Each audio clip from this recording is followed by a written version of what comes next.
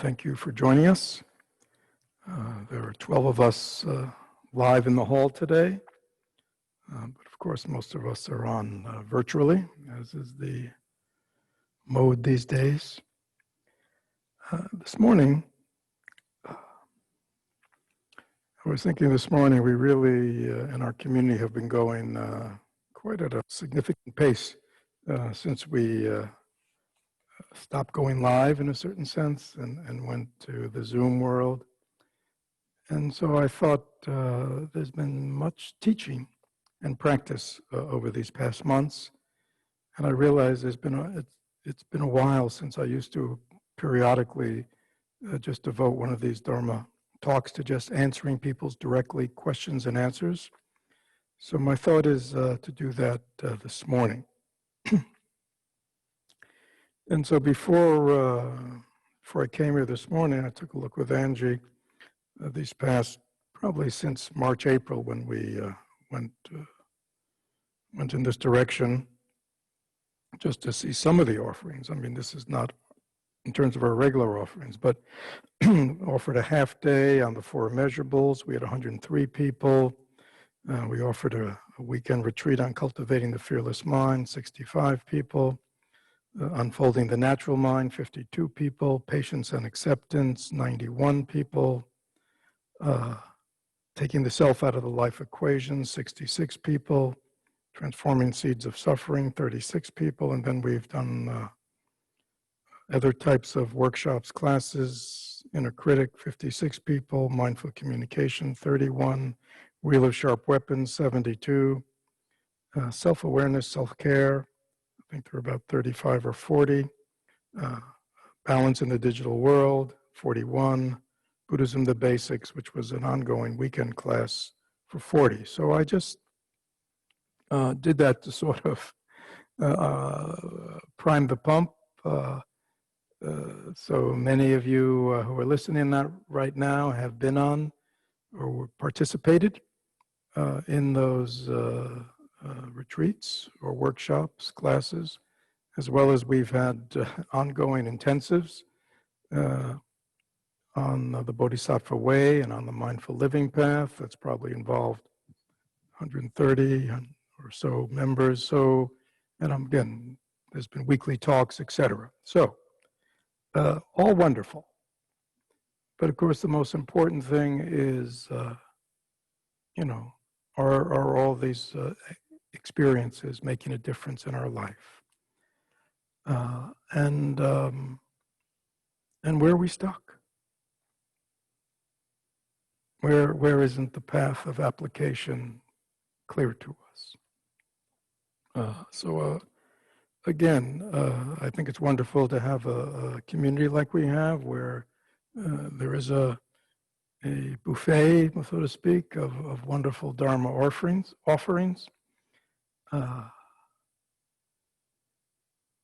But it's important that we stop periodically and just check in. How are we doing? And so I'm open for taking. I mean, I just went through this list just to kind of get people remembering the things they might have participated in, but also, to look into your own life right now, your own practice right now, meditative practice, life practice. Where the rubber hits the road, so to speak. How are we doing? Any questions? So please, in the Zoom, there is a chat function down at the bottom of your screen. And so please, if you have your question, please chat it in, so to speak. And people in the hall also can ask questions, and you'll just ask it out loud, and then I'll repeat it for everybody. So let's just take a moment, kind of just go within, and just ask yourself, do I apply the teachings? Where am I stuck? Where do I get tripped up? Where am I not clear how to apply them? Or I think I'm applying them, and yet I seem to have the same issues, which is probably some of what goes on. So again, I want to, we have about an hour. I really want to have a dialogue with the community.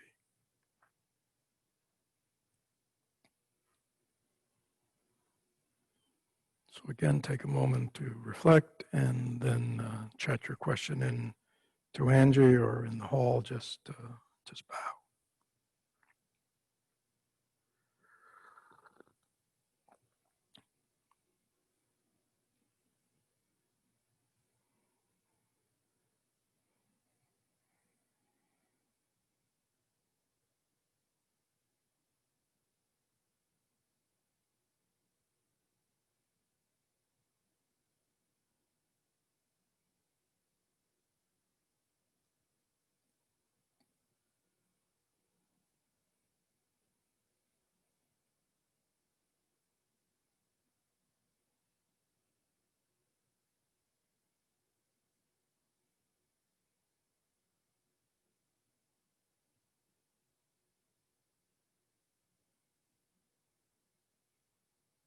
So I am ready when you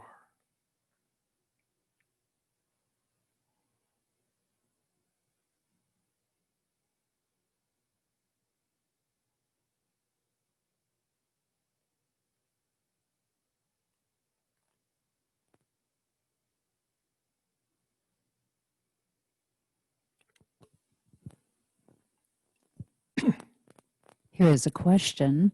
I am new to the Sangha and finding myself stuck in interactions with my household members who aren't on the path. When I am learning to act intentionally and peacefully, but my household members are not on the path, how do we find balance in our relationships and interactions? Yeah, good question. And I would imagine it's a question not just for beginners or people new to the community.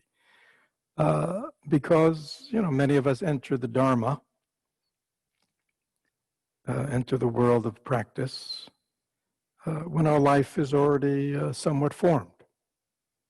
Whether we're in our 20s or 30s or 40s or 50s or 60s or 70s, which means it's probably more formed, we have ongoing life. We have ongoing relationships, friends, colleagues, family members, And so often, we're the ones who are taking this step, right? And, so, that's the way it is. And it's can be interesting because as we change, and often just getting involved in the practice or a community like this is already indicative that we are changing because we weren't here before. Something is changing within us, and that's true. And what that change is and how it looks is unique to each of us, but that is the condition. And so we may be in the process of changing, and yet the people that we've been associated with up to now may not be. And it's not like they're bad, but they may be beating to a different drum. It could be a drum that we were beating to not that long ago. But here we go. And so this is, this takes some finessing and some acceptance. We can't be, we can't be dictators. I'm changing. I want to live differently. I have different values. I have different approaches to life. Therefore, I demand that everyone around me follow. If you've tried that one, you know where that one goes. It doesn't go to a good place. And so I think we have to begin with this sense of acceptance and knowing that we're the ones who's changing. And that again, many of those activities that now are ways of being or talking that we're not doing now or trying not to do now, not that long ago we did. And so we have to be humble and understanding. That's our practice. We have to be careful. What's my practice? And many of us define our practice very narrowly. My practice is, meditating, following my breath. No, that's your inner meditative practice. But our real practice is about becoming a certain kind of person. That's my practice. A kinder person, a more understanding person, a more accepting person, a more compassionate person, a happier person. And so when we look at it that way, we realize that often these challenges in people or situations are really opportunities. They stretch us. They're opportunities to widen our capacity to understand and to cultivate. I mean, where else are we going to cultivate patience, understanding, compassion, etc., than with people that force us to do that? Because if we don't do that, we suffer, and we cause suffering for them. Now, having said that, okay, and though this is, this is not easy, having said that, we are changing. And it could very well be that in our process of changing, we are different or becoming different people.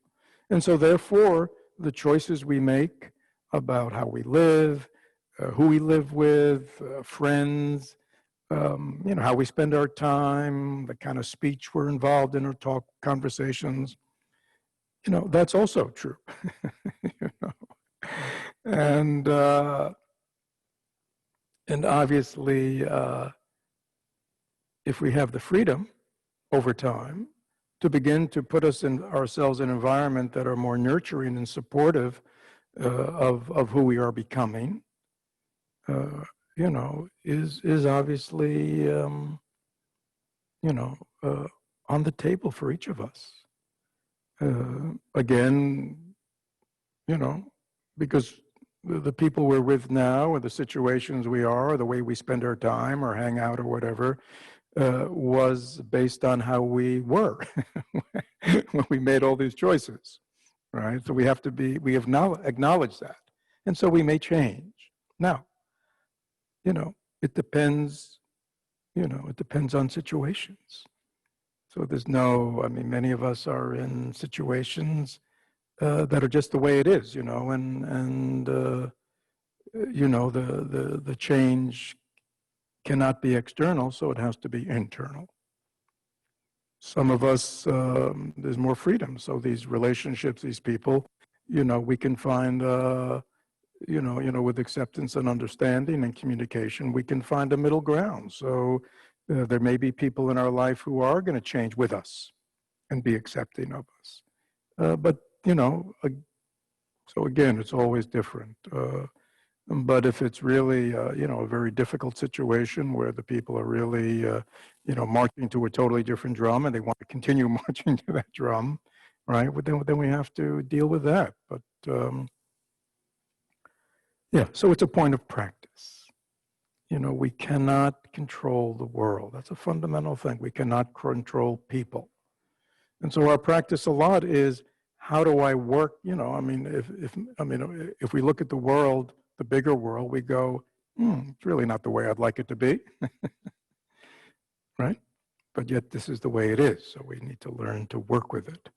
And so we may look in our very narrow life, who we live with and our relationships, our families. Many of us don't have the families, that in an ideal world we would have liked to have, or we would like to have right now.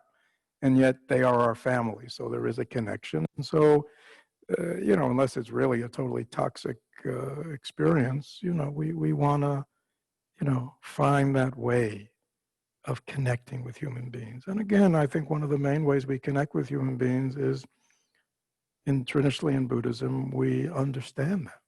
We understand that they are the product of their causes and conditions. They do not know better. So we are kind and compassionate, even if we have to make changes, right? We're not angry or we're not dominating. So again, I would say, this is practice. This is real practice, because it really brings up a lot of negativity in us and adversity, which means we are suffering, and so we want to transform that suffering, and we do it primarily by changing ourselves. Thank you. Take one, then I'll come back to you. Angie has one. Let me. Yes, Angie. When you speak to practicing in an intimate relationship, partnership, marriage, at times it seems like beginning anew is the practice of choice, feeling the need for some communication with my partner. At other times it seems like it's a matter of looking at the action of self in the relationship. Would you offer some guidelines? Yeah. So that's that's a very tricky. There's no cookie cutter. So I think what the person is asking, for those who don't know, in our tradition, the Plum Village tradition, there is this wonderful practice of beginning new. I've taught it periodically. It's a very simple kind of ritualistic way of nurturing relationships in a very positive way. It's as a practical way, it is a very cogent way to deal with conflict. Let's just say conflict, which is inevitable in every relationship. People have differences, different views, different ideas about how they want to do things. People have different ideas about needs and wants, and in the course of relationships, there's misunderstandings, there's hurt feelings. So beginning anew is a wonderful process that we have in our community to continually keep things open, right?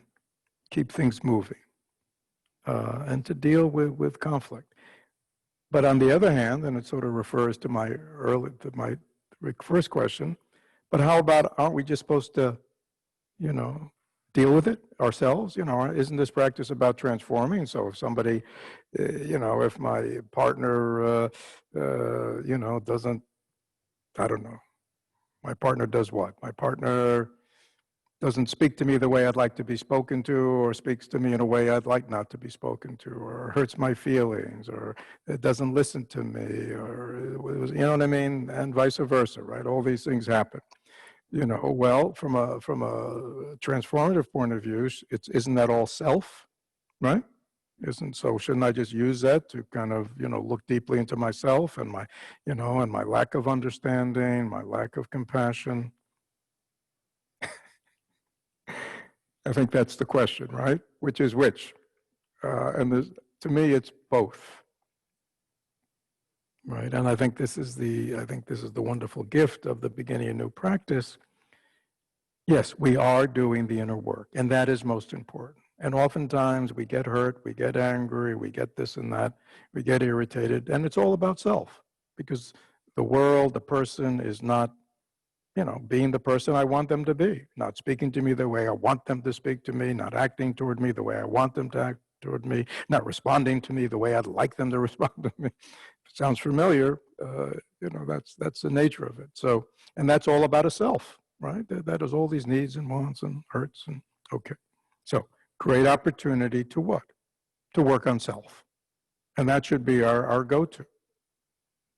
And yet, as opposed to the ancients who lived in caves, who lived in monasteries, or whatever, we are in the world of relationships. So we interact a lot, right? And our relationships are different than, a bunch of people ending up in a monastery together, right? We have intimate relationships, and why do we come together in relationship? Because we have needs, right? We have wants, right? We have a self that wants things, needs things, or whatever. So, to me, it's both and. You understand that, yeah, if I was a Buddha, right, I wouldn't have any of these issues at all. But of course, if I was a Buddha, I probably wouldn't be in this relationship.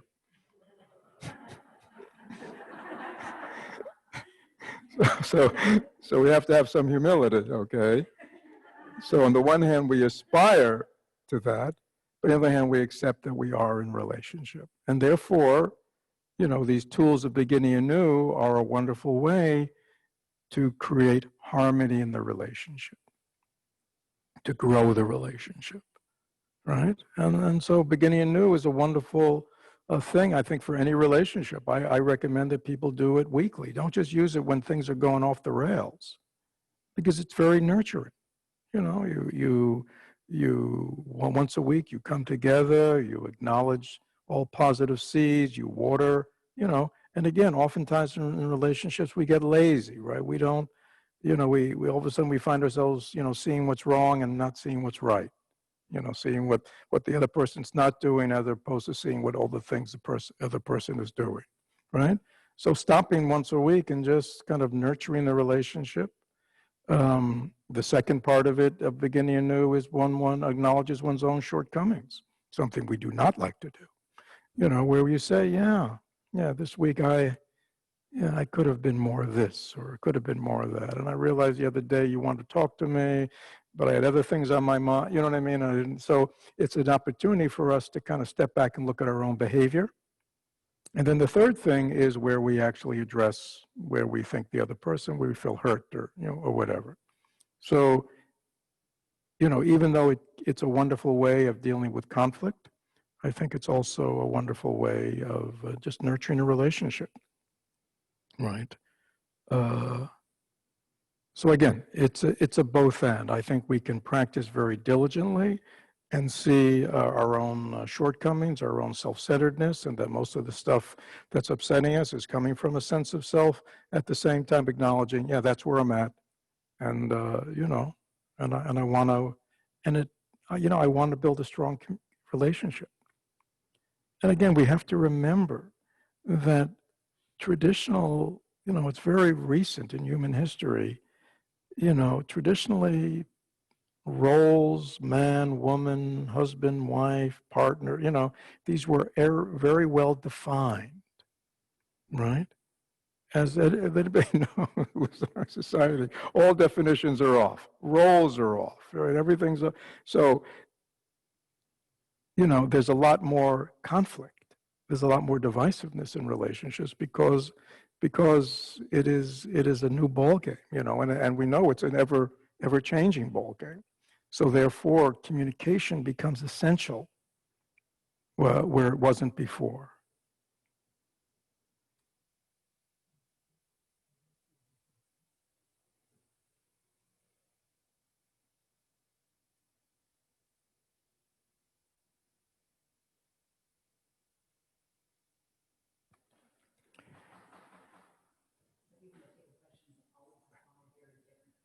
Okay.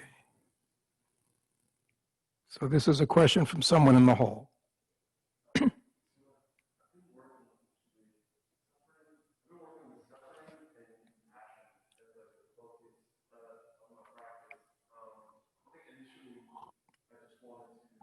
So just keep it focused so I can repeat it. So you've been working with your own or with others? Oh, your own. Okay, so you've been working with suffering and compassion.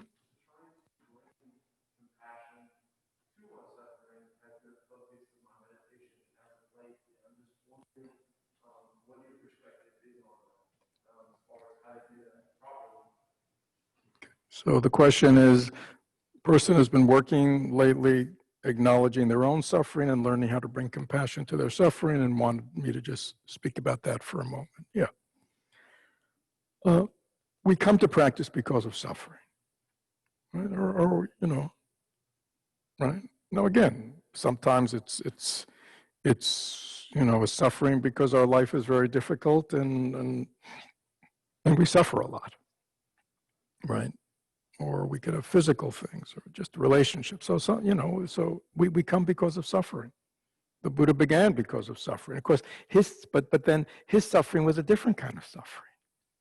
See, so they're all different degrees of suffering. His suffering was, he realized the kind of, even though his life outwardly looked good, it was fundamentally meaningless, you know, because of impermanence and all these things and death and, you know, and everything he's going to lose. So there are various degrees of suffering, right? From really difficult suffering, right? That life is really difficult for people, or else life is outwardly okay, but inwardly it's not satisfying. Okay, so suffering has a wide range of meanings, right? And so it is fundamentally because of human suffering, right? And again, we don't just see it in ourselves, right? We begin with, we sell with ourselves, but we look around to friends, family, society, and we say, whew, A lot of suffering. Right. Okay. So suffering is acknowledgement, ability to be present to, no longer hide from, no longer denied, no longer throw oneself into all kinds of dysfunctional, maladaptive, addictive kind of behaviors to kind of, not feel it or not have to deal with it, which is really the nature of our society. Yeah, so now you're present to your suffering. I suffer. So compassion is simply the response that acknowledges suffering and wants to help alleviate it. I mean, in Buddhism, it's an active thing, right? So it's not as if you have to walk around, I love myself, I love myself, I love myself, I love myself, which some people think. I mean, I'm not. It's compassion means, and it also means for other human beings. I am. It's like empathy in action. It's like the empathy connects to your suffering, connects to the suffering of people around you.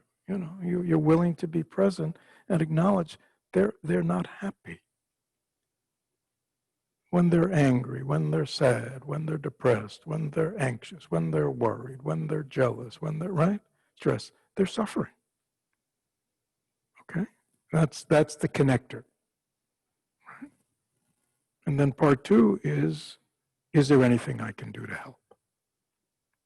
Now, obviously, when the suffering that you're getting in touch with is your own, hopefully you realize, yeah, that's my job. I mean, that's my primary job first. I want to help everyone, but, if I'm wounded, my capacity to really be there for others is really compromised, right? So, so I got to heal myself. I got to first take care of myself. And so, the acknowledgement of your suffering, the willing to be present to your suffering, the willing to look into the cause of your suffering, second noble truth. What's causing me to suffer? Not just only my childhood and all that, but like right now. Like why am I suffering right now? It's a beautiful day. Right? Why am I suffering? So we understand why we're suffering. And then obviously the next thing is how can I free myself from my suffering? How can I liberate myself from suffering? Because you don't want to suffer, do you? No, third noble truth is the end of suffering. Yeah, I don't want to suffer. I want to transform it. So we have all these various practices or whatever that help us do that.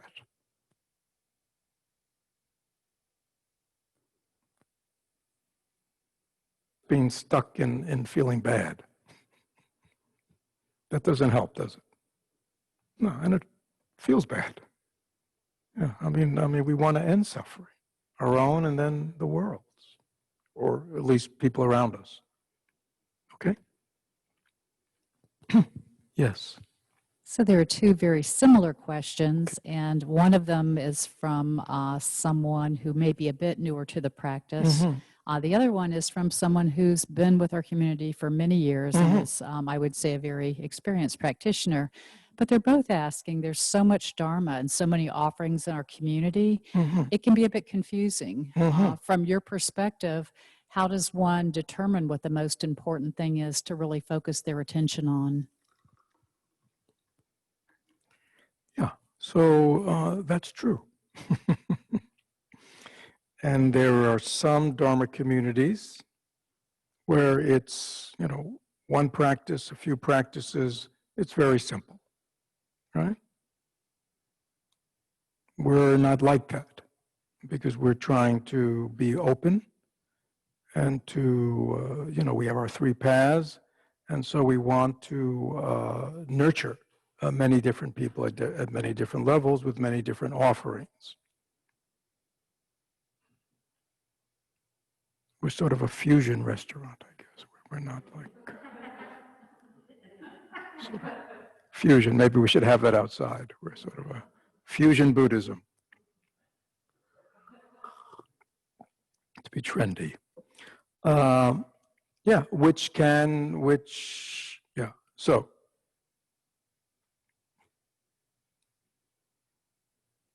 it's funny, when I started out in Zen, in the Japanese Zen tradition, everybody almost did the same practice. Very simple. You sat, you worked on a koan, first koan, and that's all you did. And all the talks and everything else were really supportive of that.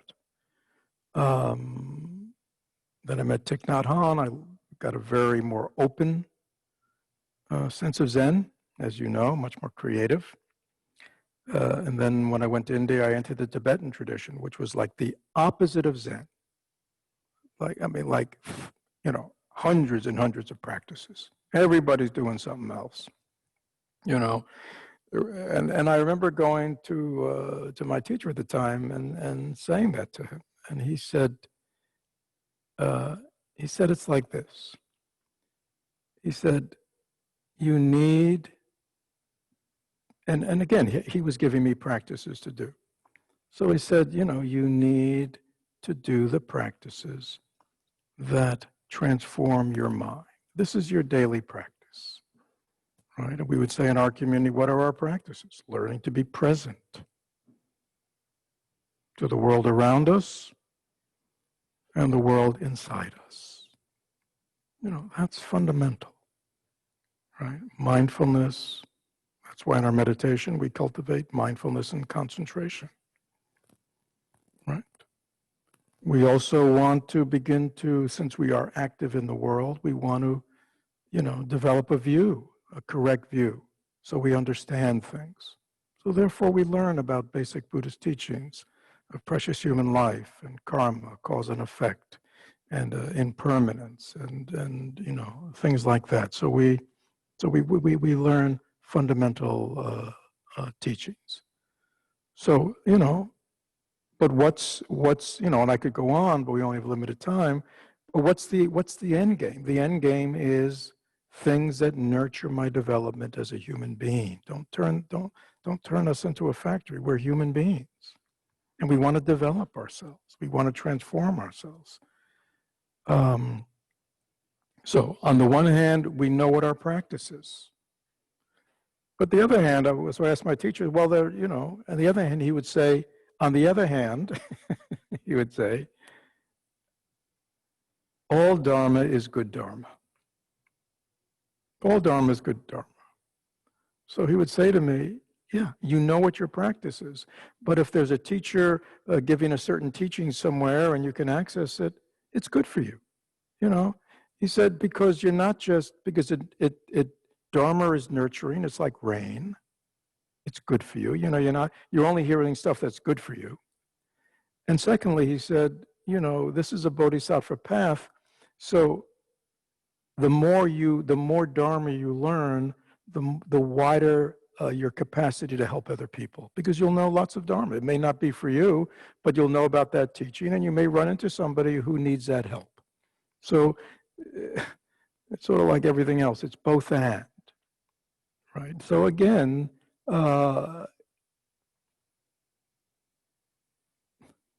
Dharma is helping us change our minds, opening us up. And sometimes, you're in a class or a workshop retreat, it opens us up. It helps us work on a part of ourselves. I often say to people, it's like playing an instrument. You don't just play one piece. You do your scales, you do your studies, you get the pieces you've been playing, and then you get new pieces, and in a practice session, you may be doing 6 different things, but that's all you're doing, you see. You're developing your skill, your ability. And yeah, so now again, obviously for people who are serious about their transformation, that is the role of teachers. That is the role of mentors. That's the individual thing. And I think the danger these days is most people don't have a teacher, or they may have a teacher. Like I run into many people. They say, "Well, my teacher is Thich Nhat Hanh." Oh, that's wonderful. What kind of relationship do you have with him? Well, I never met him. Well, that's not a teacher-student relationship, right? And you know, there's a lot of Dharma available these days where you can go online or you can go to these big retreats, hundreds and hundreds of people, and you know, and you don't really have a relationship with a teacher who knows you. So, you know, in sort of for people who are wanting to go deeper into it, it's good to have a teacher who you go to, right, and who talks to you about your practice and what to practice. Okay, but it's also important that we have self-awareness. You know, like, where am I stuck? Where do I suffer? And which of these teachings that I've got would be most helpful to me now? Yeah, so don't, I mean, you know, don't have, I used to meet people in the Tibetan tradition. They do all these initiations. And when you go to initiations, there's a piece at the end where you make a commitment to do the practice. And so there are lots of people who run around, take lots of initiations, lots of teachings, and then they're very busy in their practice. Uh-oh, because I got to do this for 5 minutes and this for 10 minutes and this for 15 minutes, you know, because I made this commitment, which is, yeah, I mean, that's good. But practice is supposed to be transforming. You know, we have to develop ability. Politics seem to dominate media and conversations today. I have strong opinions, but don't enjoy aggressive conversations. Do I express them? Do I keep quiet? Do my opinions even matter? You know, I won't go into it. Actually, I brought it with me, but maybe I'll go into another time. I've connected to an old friend, actually. He became a friend because this was in the 70s. He really was involved with Thich Nhat Hanh. And it was really through him that I was able to connect with Thai at the time. And he's writing a book now about his experiences, and he's been sending me things as he goes along. And he sent me this thing from a dialogue that Thich Nhat Hanh was having with Dan Berrigan, and Jim, his name was Jim Forrest, was there. And so this was sort of from the transcript. And there's a thing where they're talking together, Dan Berrigan and Thai, and they're saying, and this is back in the 70s, you know, I guess the Vietnam War, you know, that people,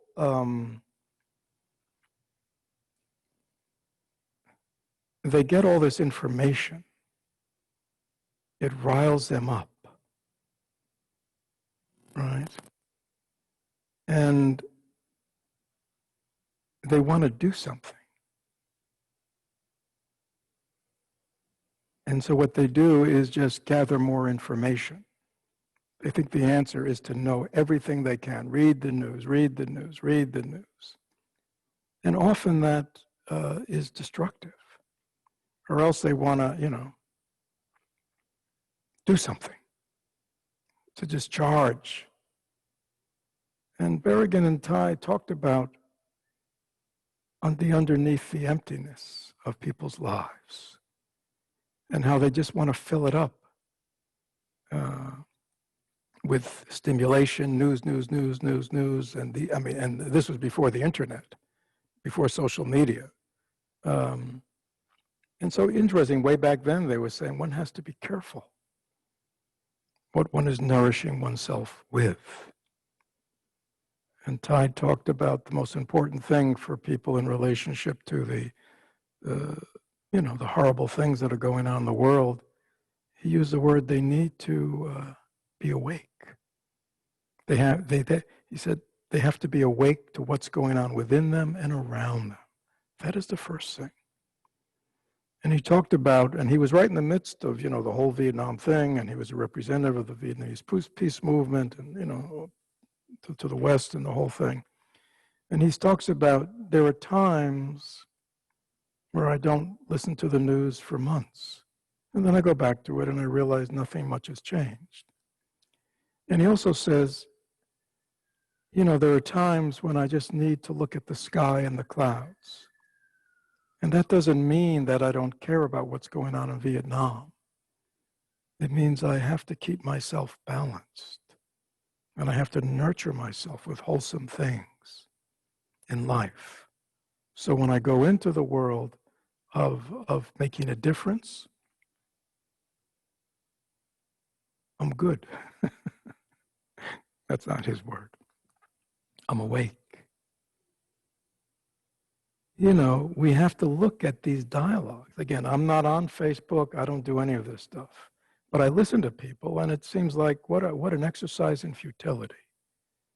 You know, we feel good, or the person who feels, this is what I believe, and then the other person, which only brings forth a response to the other person, you know, and then what? What has really happened? Have we done anything that is nurturing transformation, either in myself, the other person, or the world? You know,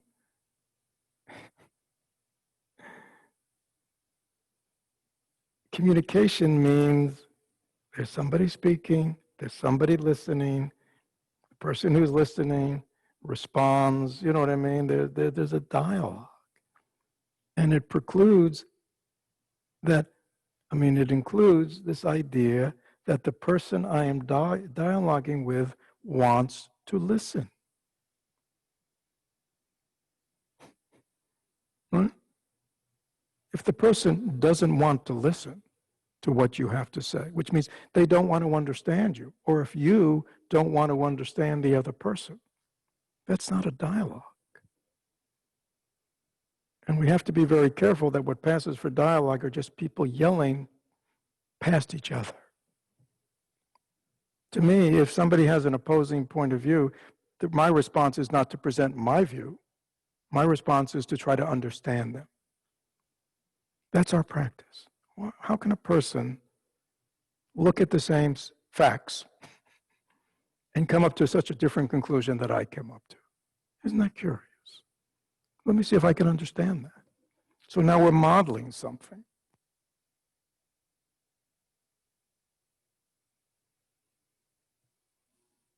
That because of the nature of our social democracy, you know, that we don't take stands or we don't take stands on issues, but it's how do you go about it? And how do you, you know, relate to people who do not see it the way you do? You know, and if I was talking to them, I'd say to them, and how do you relate to people who don't see it the way you do, which happens to be us, you know, the ones who are asking the question. So we have to begin where we're at and really ask ourselves, you know, do I really have any interest in understanding the other person? Do I really want to walk in their shoes? You know, do I want to, you know, deeply understand them, their causes and conditions? Because to be awake is to be awake to what is. And to be awake is to want to understand people's causes and conditions or societal causes and conditions so one can get at the root. With Buddhism, you know, we all have all kinds of ideas about ourselves, about life, about what makes us happy, what makes us suffering, what's a good life, what's a bad life, and yet we're not happy. Right? All kinds of ideas. And so most people just endlessly are manipulating their life. Right? Well, maybe I should take up tennis. Maybe I should take up a hobby. Right? Maybe I should what? Find a new relationship. Maybe I should change. Maybe I should, you know, get out more. You know what I mean? We have all kinds of ways of, in a superficial way. But Buddhism says, no, we need to look deeply. Right? What is the cause of my suffering? Is it because I don't have a hobby? Right? You know, especially when people who retire, right, it's like, all right, now maybe that's my problem. Yeah, and people take up a hobby and they may but that's the problem. Really, it's a deeper problem within people. And so I think it's important that we be willing to be people who look deeply, who are aware. Thank you.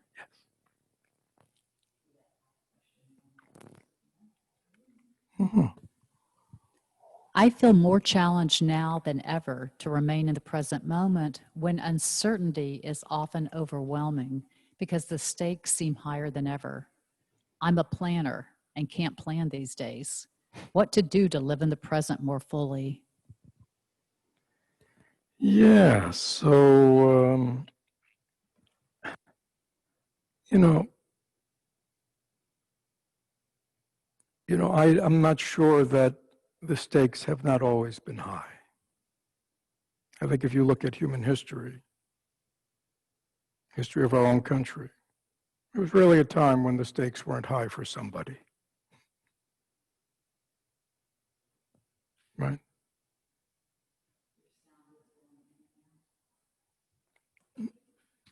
I'm just stopping now because I hear my sound. This is green.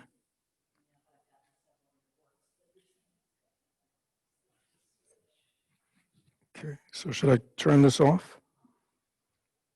Just 1 second, we're switching.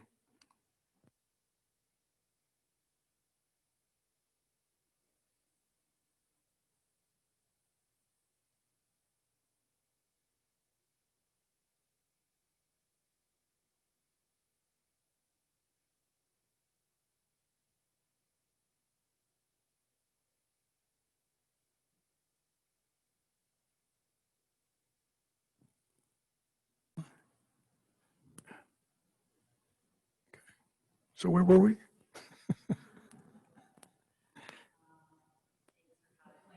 All right, right. This takes. So I say, I think that's very subjective. I think if this was 1940, 1938, 1939. If you know what was going on then, I think the stakes were high. I think the stakes were high in the 60s, 70s. I'm not denying with climate change that in a certain way that is true. But again, the stakes have always been high for humanity. But with the COVID and everything, there is an uncertainty. But the uncertainty is a direct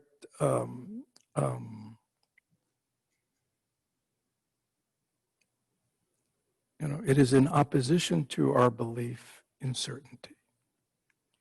The fundamental teaching of Buddhism is impermanence, right? Nothing is certain. Everything is arising because of causes and conditions. When causes and conditions change, situations will change. That is a fundamental ground of our understanding. That the ground we stand on is not permanent. It is subject to causes and conditions. There's no solidity anywhere. So what we're talking about with the COVID is a belief we had that things would just continue. But nothing continues. I mean, work has never continued always the same. Relationships have never continued always the same. Society has never continued. There have always been challenges. This is just, something that's affecting everybody, so it's kind of waking us up. But it's waking us up to a fundamental reality.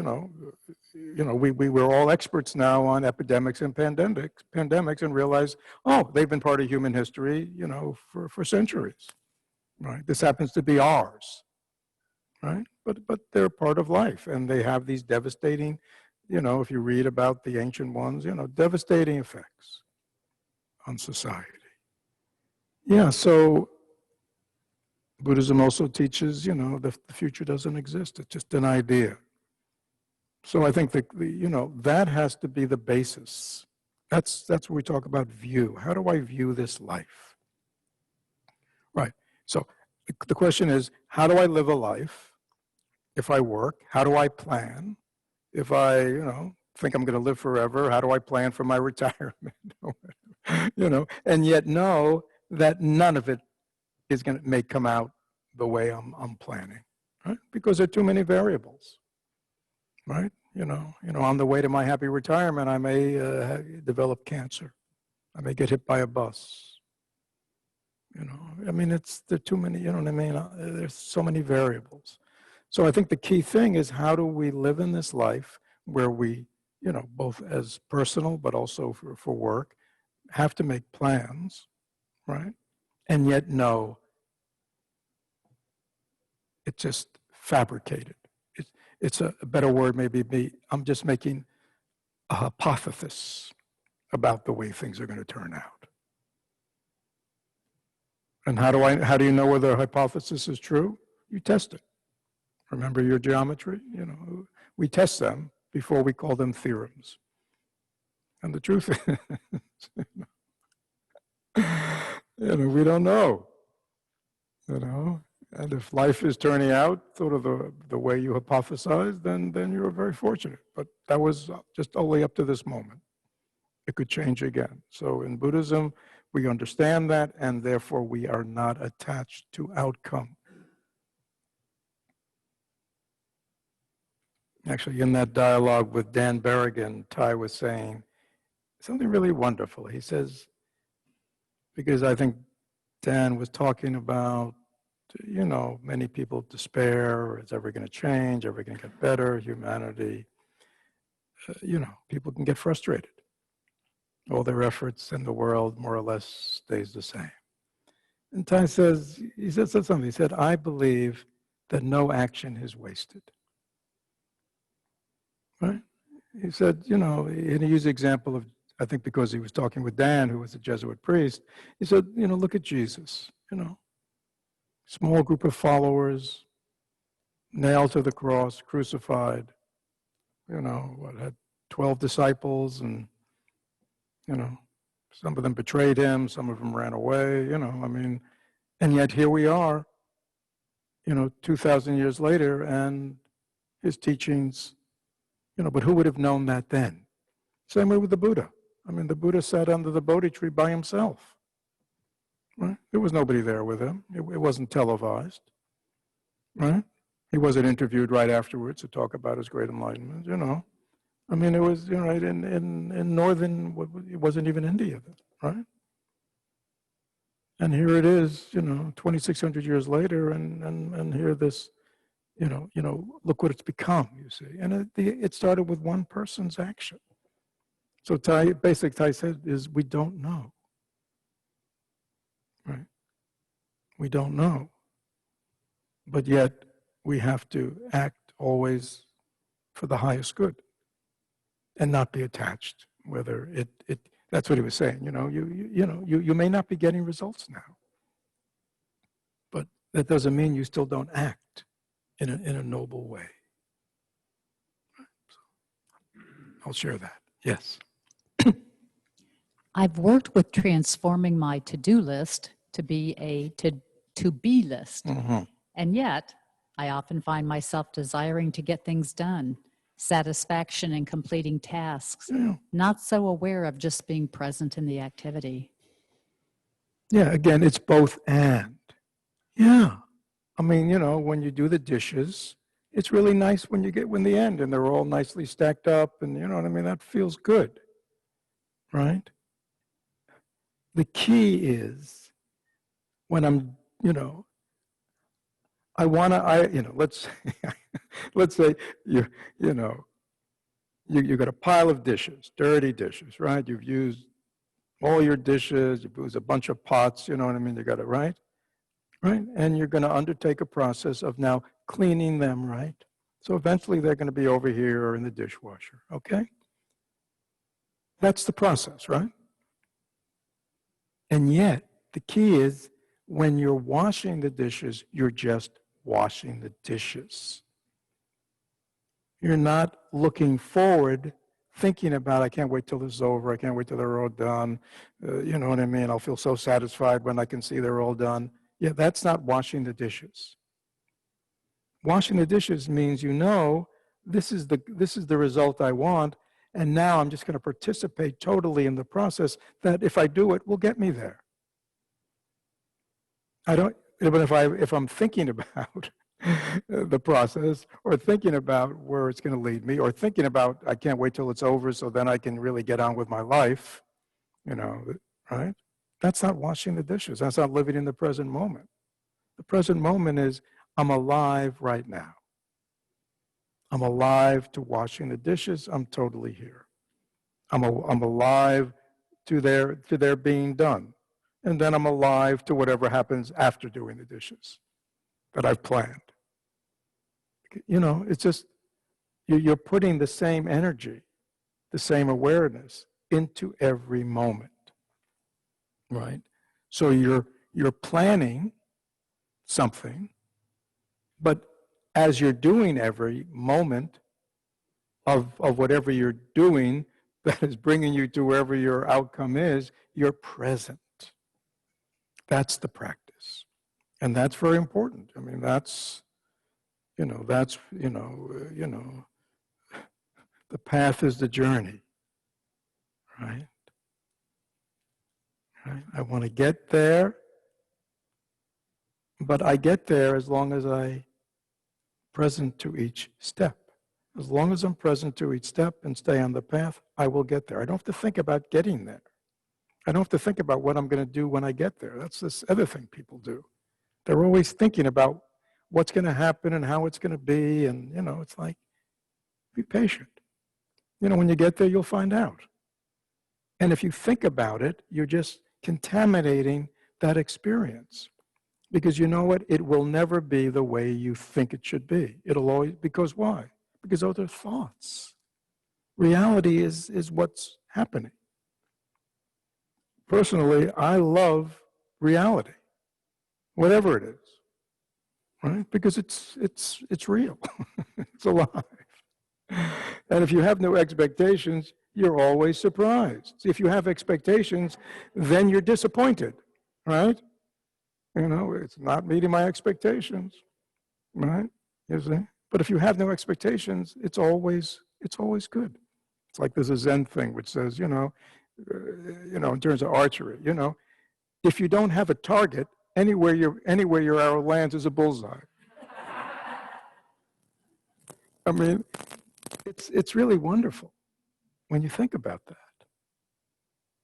But if you have a target where they are, then you're either, it's a good shot or a bad shot, right? You know what I mean? It's almost there, but if you're just involved with the whole process of shooting the arrow and the experience of that, then everything is good.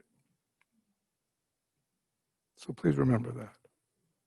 If you don't have a bullseye, then every arrow. Now again, I understand before somebody, at work, my boss will not accept that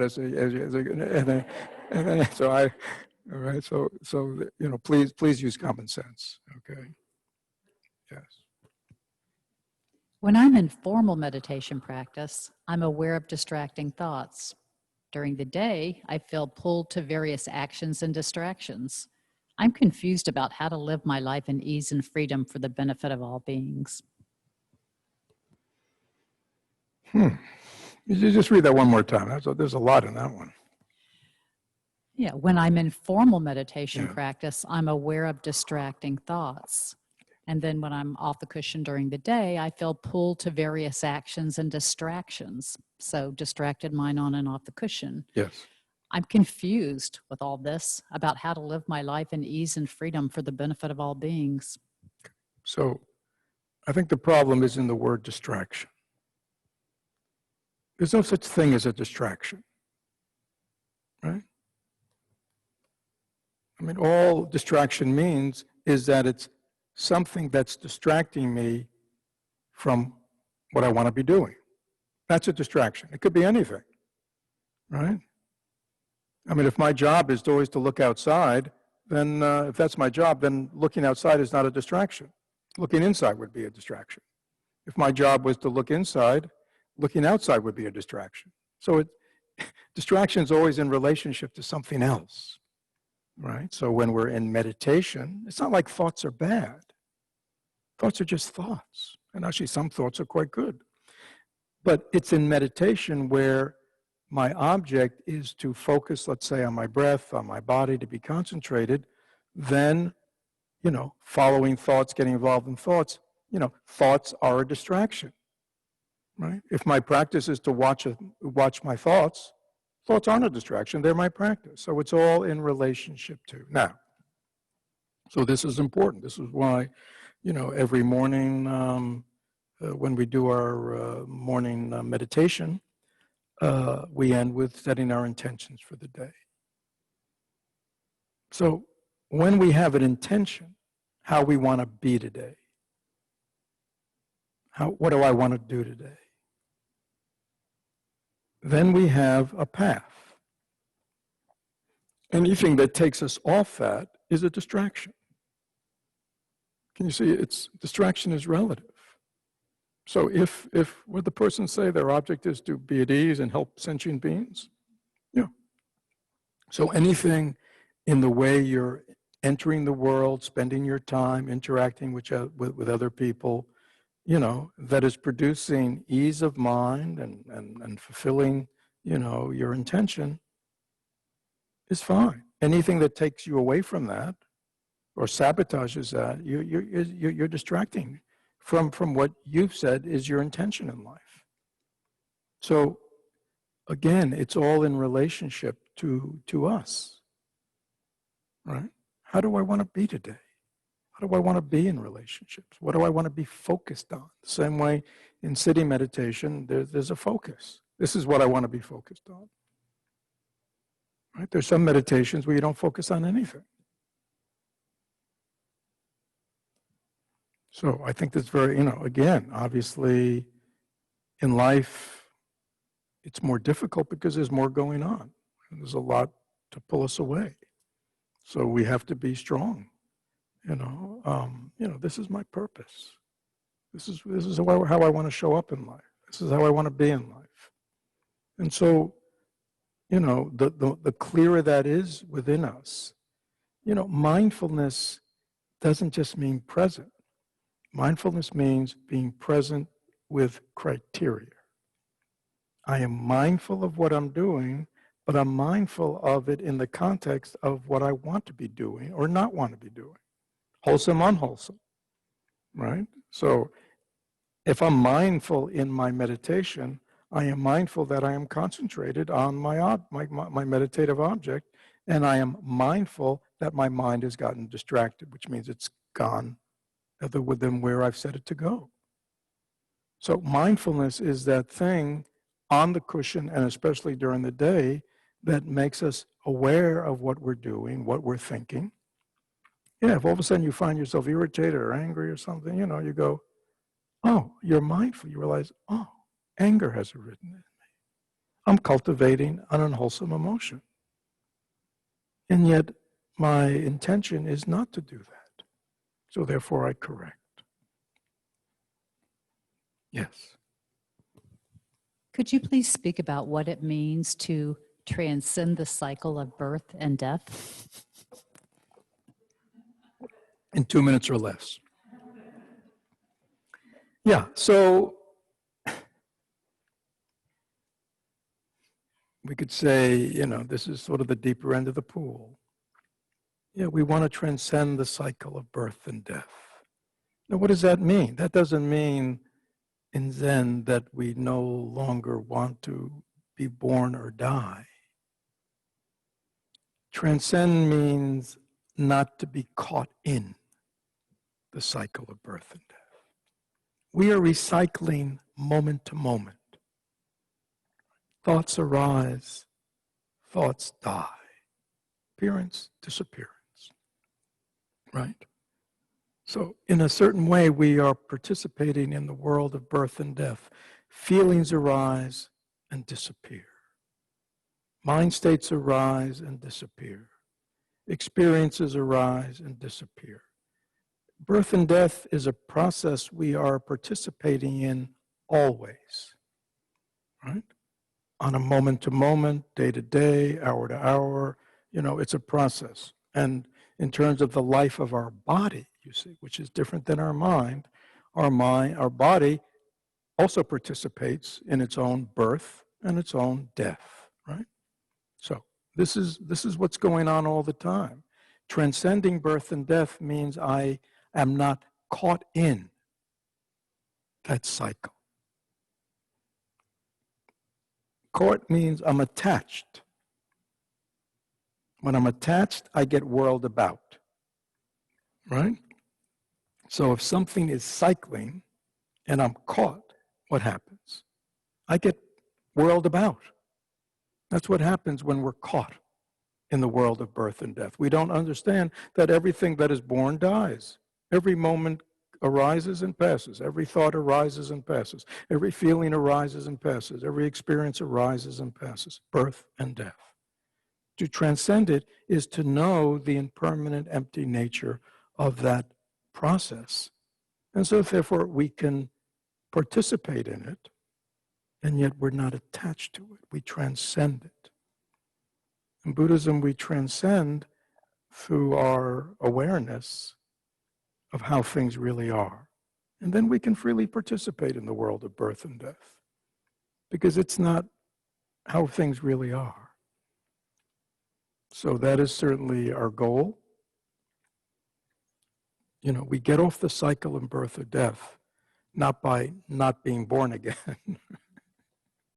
We get off the cycle of birth and death because we're no longer propelled because of our attachments and our aversions and our wrong thinking.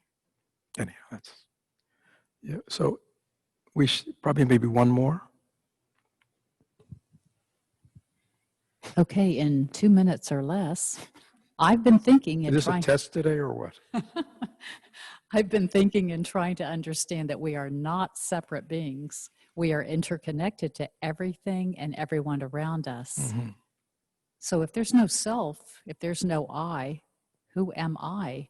Where and how are we separate, if at all? Can you talk a bit about this? Well, Buddhism talks a lot about that, and obviously a lot of what we teach here deals with that. But this question, who am I? What am I really? Is the fundamental question that we all have to answer. And that really is what meditation is about, right? Because before we begin the path, we identify with all kinds of things. One of the biggest identification is with the self. I'm me, I'm Fred. This is where I was born, these are where my parents were, this is what I've done. You know, we have a whole narrative of past. This is my plans, this is my hopes, this is what's going on, this is who I'm related, this is my house, this is my car, this is my, you know, right?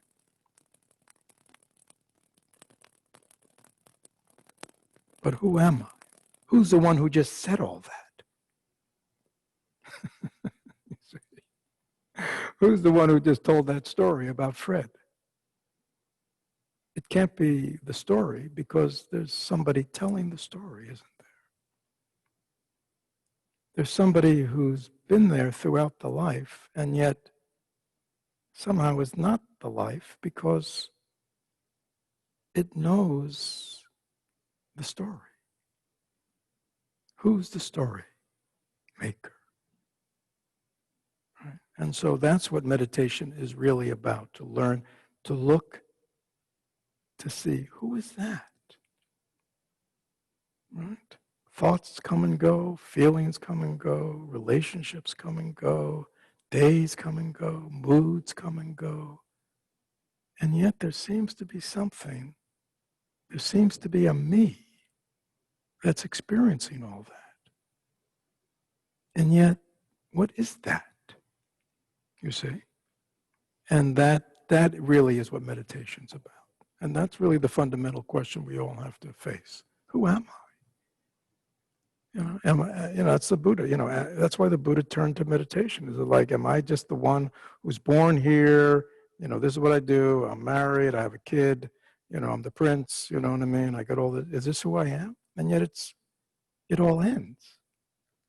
The body dies. I'm going to die, and this whole life is going to totally disappear.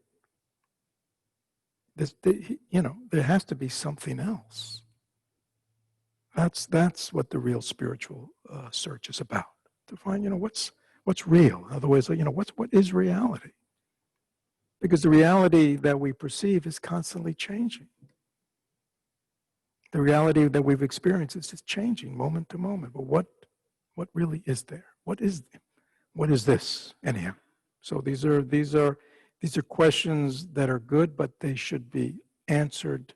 In the beginning, we do it intellectually. We go into Buddhism, philosophy, psychology. But ultimately in Buddhism, it's not that hard, really. Because who we are is who we are. And all we need to do is turn and look. And that's turning away from all this external identities, these external selves, and really looking at, where it's all coming from. I want to thank you all. This was a lot of fun.